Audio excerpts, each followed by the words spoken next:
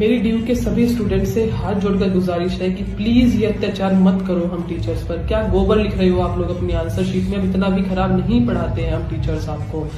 मैंने माना कि पेपर में शीट्स भरनी पड़ती हैं, एक क्वेश्चन 25 नंबर का है तो उसमें आपको 7 से 8 पेज लिखने ही पड़ेंगे, लेकिन उसका मतलब ये नहीं है कि 7-8 भरने के चक्कर में आप उसमें कुछ भी लिख दो। कोई क्रिस का गाना लिख रहा है उसमें, कोई रील्स लिख रहा है, लाइन खींच हुई है फिर भी लाइन खींच रहे हो, कोई एक पेज पे केवल 2 ही वर्ड्स लिख रहा है, इतना खुल्ला खुल्ला लिख रहा है, और जो लिख रहा है तो कुछ भी समझ नहीं आ रहा है। ऐसा खिचड़ी की तरह उसको पका दिया है। मैं उसमें डेमोक्रेसी वर्ड ढूंढ रही हूँ, मुझे डी नहीं पा रहा उसमें, मैं नंबर कैसे दूं आपको? तो मेरी हाथ जोड़कर रिक्वेस्ट है कि आप 2 पेज कम भर लो, लेकिन वो 4-5 पेज ऐसे लिखो कि हमको कुछ समझ में आए। हम टीचर्स तरह पागल या अंधे नहीं हैं। जो 4 पेज आप लिखोगे हम कुछ तो देख के पढ़ेंगे, केवल शीट भरने से आपको मार्क्स नहीं मिलेंगे। तो प्लीज आप ग्रेजुएशन में हो, आप पढ़ना स्टार्ट करो और सही लिखो, कम लिखो लेकिन सही लिखो जो हमें समझ में आए।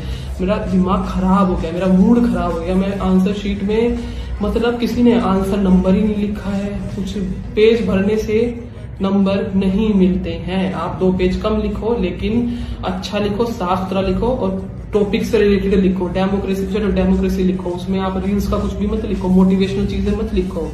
तो प्लीज बी सीरियस।